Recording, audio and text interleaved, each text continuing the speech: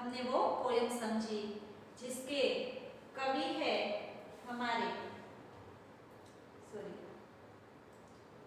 इस काव्य के कवि है सर्वेश्वर दयाल और उन्होंने भूख के बारे में करते हुए लोगों की और पशु पक्षियों का संघर्ष हमें दिखाया है कि जब वो अपनी भूख मिटाने के लिए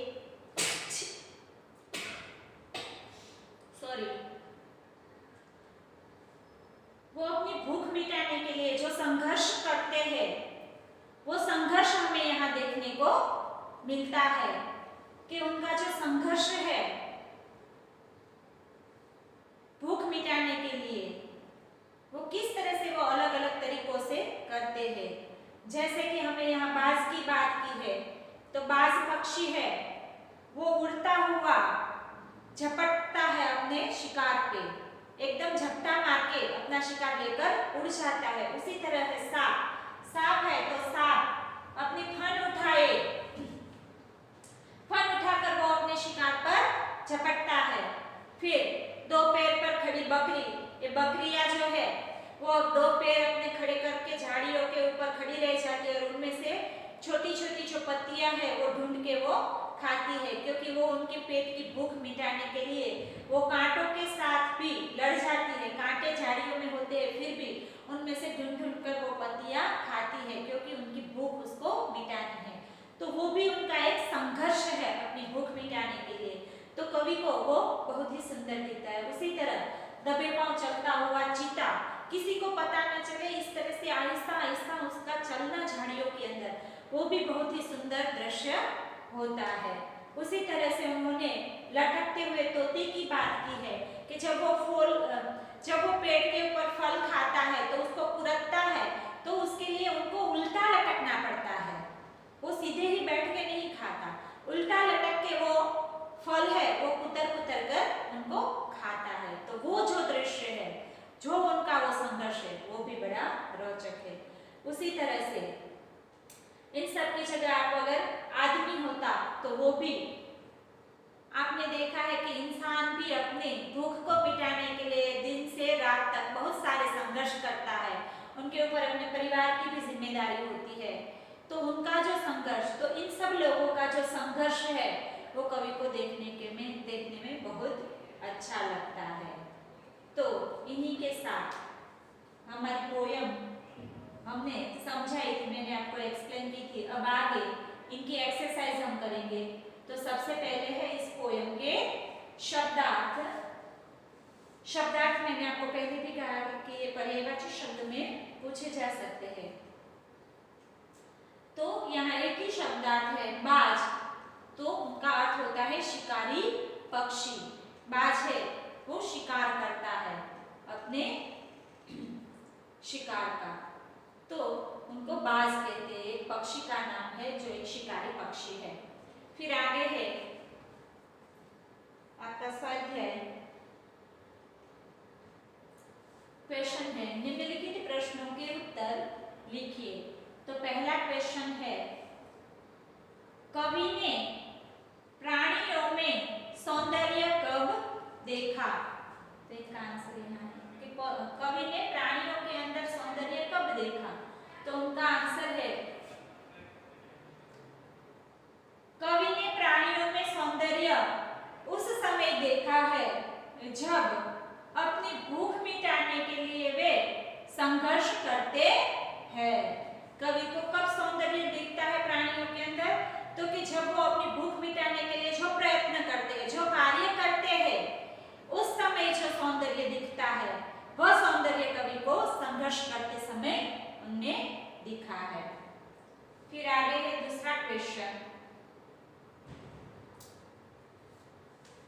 क्वेश्चन नंबर 2, कवि के अनुसार बकरी में सुंदरता कब प्रकट होती है? तो कवि को बकरी में कब सुंदरता दिखती है? तो उनका आंसर है कवि के अनुसार बकरी में सौंदर्य उस समय प्रकट होता है जब वह अपने दो पैरों पर खड़ी होकर कांटों के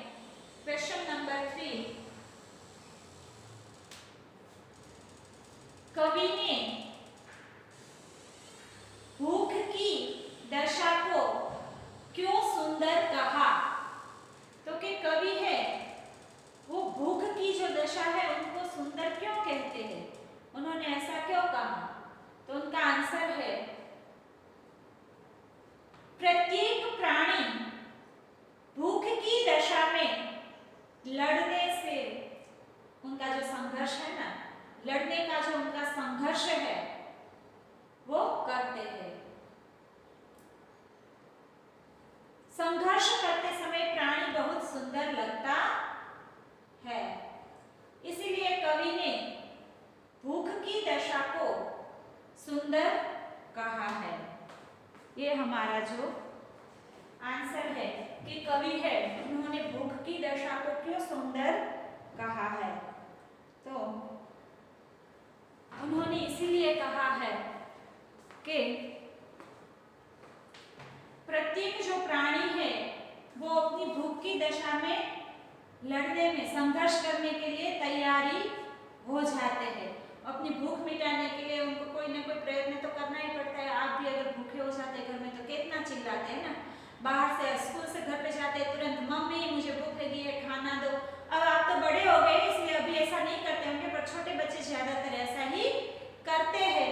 और बड़े को भी जब भूख लगती है तो जल्दी से हम कहते हैं कि मम्मी जल्दी से मुझे खाना दो, मुझे भूख लगी है।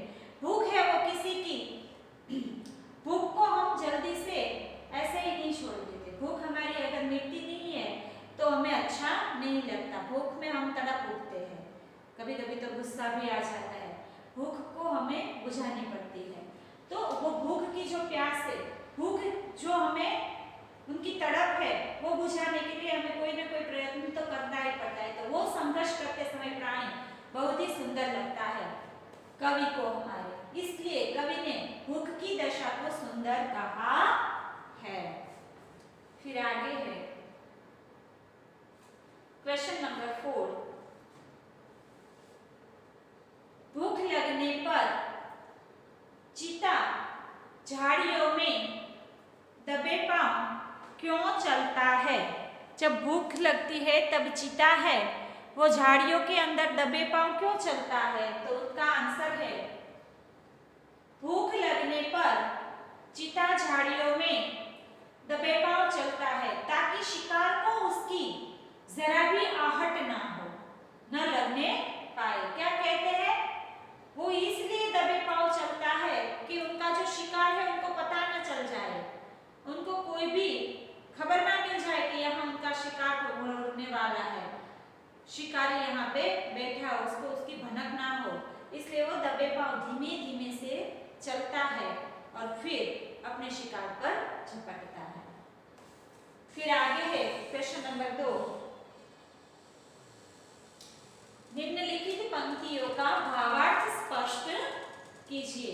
यहाँ आपको 2 पंक्ति दी गई है, उनका भावार्थ हमें स्पष्ट करना है। तो पंक्ति इस तरह से है, सॉरी 2 नहीं, निम्नलिखित पंक्तियों का भावार्थ लिखिए। ये पंक्ति है, जब भी भूख से लड़ने कोई खड़ा हो जाता है सुंदर दिखने लगता है। क्या कहता है? कवि कहते हैं कि जब भी कोई अपनी भूख को मिटाने के लिए खड़ा हो जाता है तब उनको वो सुंदर दिखता है, सुंदर लगने लगता है। तो इनका आंसर यहाँ है। जब भी भूख से लड़ने कोई खड़ा हो जाता है सुंदर दिखने लगता है, तो उनका आंसर है, कवि कहते हैं कि भूख से मुक्ति पाने का मार्ग संघर्ष है। जब कोई प्राणी भूख से मुक्ति पाने के लिए संघर्ष करता है तो वह बहुत सुंदर दिखाई देने लगता है। तो कवि कहते हैं उनके हिसाब से भूख से मुक्ति पाने के लिए उनका सबसे बड़ा मार्ग ही संघर्ष है। संघर्ष करेंगे तभी, कोई काम करेंगे तभी आपको फल मिलेगा ना, तो बिना कार्य तो फल नहीं मिलता। तो भूख आपकी मिटाने के लिए, उनकी मुक्ति, भूख से मुक्ति पाने के लिए आपको संघर्ष करना ही उनका एक मार्ग है। बिना संघर्ष के आप अपनी भूख नहीं बुझा सकते। तो जब कोई प्राणी भूख से मुक्ति पाने के लिए संघर्ष करता है तो वह बहुत सुंदर दिखाई देने लगता है। इस पूरी कविता में कवि ने हमें संघर्ष के बारे में बताया है कि हर कोई इंसान है वो अपनी भूख मिटाने के लिए संघर्ष करता है और संघर्ष करना चाहिए। अच्छा मार्ग है। बिना संघर्ष के आप अपनी भूख मिटा नहीं सकते, उनसे आपको मुक्ति नहीं मिल सकती। तो ये था आपका इस चैप्टर की एक्सरसाइज जो आपके टेक्स्ट बुक में है, वो सारे क्वेश्चन। अब मैं आपको इनके अलावा जो क्वेश्चन आंसर है वो यहाँ करवा रही हूँ। हेतु लक्ष्य जो है, कुछ गद्य लक्ष्य पे है और व्याकरण लक्ष्य पे है। तो ये आपकी टेक्स्ट बुक के अलावा जो एक्स्ट्रा क्वेश्चन है वो मैं यहाँ आपको करवा रही हूँ। तो सबसे पहले है क्वेश्चन नंबर 1, उचित शब्दों से रिक्त स्थानों की पूर्ति कीजिए। पहला है फिल इन द ब्लैंक्स है, पहली ब्लैंक्स है भूख से लड़ता हुआ प्राणी खाली जगह दिखाई देता है। तो कि भूख से लड़ता हुआ जो प्राणी है वो कैसे दिखाई देता है, तो उनका आंसर है सुंदर, सुंदर दिखाई देता है। फिर दूसरा है भूख लगने पर खाली जगह जोर से शिकार झपटता है। तो भूख लगने से बाज है वो जोर से अपना शिकार झपटता है।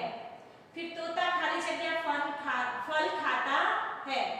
तो तोता है वो कुतर कर फल खाता है। फिर बकरी नन्ही खाली जगह खाती है। तो बकरी है वो क्या खाती है, तो कि नन्ही नन्ही पत्तियां जो होती है ना, वो नन्ही नन्ही पत्तियां वो खाती है। फिर है पांचवी ब्लैंक्स, सांप खाली जगह उठाता है। तो सांप है वो अपना फन उठाता है इस तरह से। फिर है 6, तोता खाली जगह पर उल्टा लटक कर फल खाता है। तो तोता कहाँ उल्टा लटकता है, तो कि तोता डाल पर उल्टा लटक कर फल खाता है। फिर 7th में ब्लैंक्स, खाली जगह लगने पर तोता पेड़ की डाल पर उल्टा लटक कर फल कुतरता है। तो इनका आंसर है भूख लगने पर। तोते को जब भूख लगती है तो वो डाल पर उल्टा लटक कर खाता है। फिर 8वें है भूख लगने पर खाली जगह झाड़ियों में दबे पांव चलता है।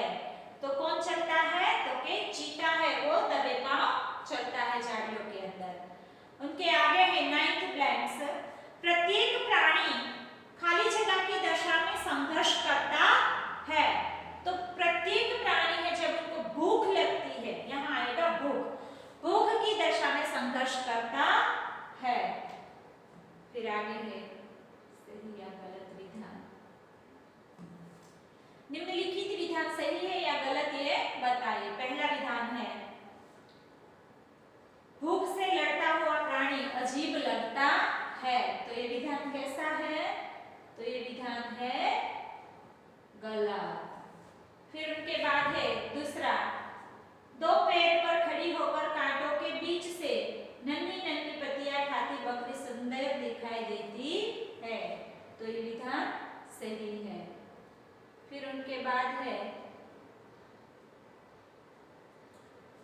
तीसरा ऑप्शन, सांप गर्दन उठाता है। तो ये विधान गलत है, वो अपनी फन उठाता है। फिर चौथा है तोता टहनी पर उल्टा लटक कर फल खाता है। तो ये गलत बात है, वो शाखा पर डाली पर टहनी पर नहीं। फिर पांचवा, बकरी सूखी पत्तियां खाती है। तो ये गलत बात है, बकरियां हरी पत्ती खाती है। फिर 6, भूख लगने पर शिकार बकरी पर झपटता है। भूख लगने पर शिकार बकरी पर झपटता है। तो इनका आंसर है, इनका आंसर ये गलत है। फिर है त्योहार मनाने वाला व्यक्ति ही सुंदर दिखता है। तो ऐसा नहीं है। ये 7वां जो है ना, त्योहार मनाने वाला व्यक्ति ही सुंदर दिखता है। तो इनका आंसर गलत है। फिर है 8वां, भूख लगने पर तोता फल कुतरता है। तो ये सही बात है। इनका आंसर है सही। फिर है 9वां, भूख मिटाने के लिए, प्राणी भूख मिटाने के लिए संघर्ष करता है, तो ये भी बात सही है। अब आगे है, ये आपका ग्रामर है। इनके अंदर आपको पर्यायवाची शब्द दिए गए हैं, तो पर्यायवाची शब्द में आपको करवा रही हूँ। मैं सीधे उत्तर ही में से करवा रही हूँ, ये जोड़े हमें जोड़ने नहीं है, ठीक है। तो सबसे पहले है पाँव, तो उनका पर्यायवाची होता है पैर। फिर दूसरा है नन्ही, तो उनका होता है छोटी। तीसरा डाल, तो उनको कहते हैं शाखा। फिर 4 जगह, तो जगाती। 5 झाड़ी, तो झुरमुट। सुंदर, तो आकर्षक। इनके बाद है विरुद्धार्थी शब्द, तो सबसे पहले इनके विरुद्धार्थी शब्द जो है, इनके भी यहाँ जोड़े दिए गए, तो मैं आपको सीधे आंसर ही करवा रही हूँ। पहला शब्द है सुंदर, तो उनका विरुद्धी होता है कुरूप। दूसरा कांटा, तो उनका होगा पुष्प। 3 नन्ही, तो बड़ी। उल्टा, तो सीधा। खड़ा, तो बैठा। फिर उनके बाद है भाववाचक संज्ञाएं, उनके जोड़े हमें बनाने हैं, तो ये भाववाचक संज्ञा। सुंदर, तो सुंदरता। लड़ना, तो लड़ाई। झपट, झपटना, तो झपट। कुतरना, तो कुतरन। आदमी, तो आदमियत। मालिक, तो मालिकी। कृत्रिम, तो कृत्रिमता। प्राप्त, तो प्राप्ति। फिर आगे है कर्तृवाचक संज्ञाएं, इनके भी मैं आपको सही आंसर ही करवा रही हूँ। लड़ना, तो लड़ाकू। खाना, तो खाओ। शिकारी, तो शिकार, तो शिकारी। दृष्टि, तो दृष्टा। सांप, तो सपेरा। फिर इनके बाद है क्वेश्चन नंबर 5, शब्द समूह के लिए एक शब्द बताइए। तो इनके अंदर है पहला जो है दिखने में अच्छा, तो उनका अर्थ है सुंदर। जो दिखने में अच्छा है वो, तो के सुंदर। उनके बाद है पेड़ पौधे का समूह, तो पेड़ पौधे का समूह उनको कहते हैं झुरमुट। फिर उनके बाद है टे टे की आवाज करने वाला पक्षी। जो टे टे की आवाज करता है ना, वो पक्षी, तो उनको क्या कहते हैं, तो के तोता। ऐसी इस तरह से कौन बोलता है, तो के तोता बोलता है।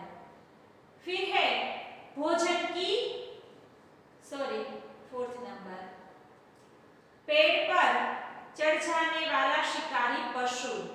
तो पेड़ के ऊपर जो चढ़ता है वो शिकारी पशु कौन सा है, तो के चीता। उनके बाद है भोजन की इच्छा। तो भोजन की इच्छा जो हमें होती है उनको हम क्या कहते हैं, तो के भूख। उनको हम कहते हैं भूख। उनके बाद है छोटे छोटे टुकड़े करना। तो छोटे छोटे टुकड़े करना यानी कि कुतरना। जिस तरह से तोता फल को छोटे छोटे टुकड़े करके कुतर कुतर कर उनको खाता है, उसी तरह से उनको हम कुतरना कहेंगे। गिलहरी भी इसी तरह से खाती है, खरगोश भी छोटे छोटे टुकड़े करके खाता है। फिर है निम्नलिखित मुहावरे का अर्थ लिखिए। तो यहाँ आपको 2 मुहावरे दिए हैं, उन दोनों मुहावरे के अर्थ आपको लिखने हैं। 1 नंबर है दबे पांव चलना। तो उनका अर्थ होगा जरा भी आहट किए बिना चलना। तो दबे पांव चलना, तो कि जरा भी आहट किए बिना चलना, ये उनका अर्थ है। वाक्य आपको बनाना है, आप इस तरह से बना सकते हैं कि चीता अपने शिकार को झपटने के लिए दबे पांव चलता है। फिर दूसरा है भूख से लड़ना, तो जीने के लिए संघर्ष करना। तो हर कोई इंसान अपनी भूख मिटाने के लिए इस तरह से संघर्ष करता है। तो भूख से लड़ना यानी जीने के लिए संघर्ष करना।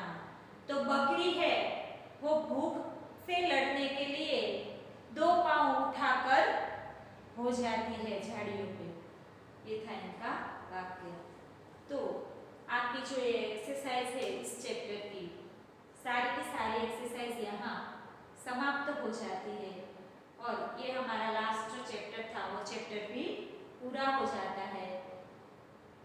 यहाँ आपका सिलेबस भी जो टेक्स्ट बुक का है वो फिनिश हो जाता है। थोड़ा ग्रामर है तो वो मैं आपको करवा दूंगी। अगले वीडियो में हम ग्रामर करेंगे। आज का हमारा जो वीडियो है वो यहीं तक रहेगा। आपको ये सब कुछ अच्छी तरह से आपकी नोटबुक्स के अंदर भी लिखना है। नोटबुक आपकी कंप्लीट होनी चाहिए। आपको उनके भी मार्क मिलने वाले हैं। आपको पता है ना, आपके इंटरनल मार्क्स जो आपको स्कूल से मिलते हैं वो इन्हीं सब से मिलते हैं।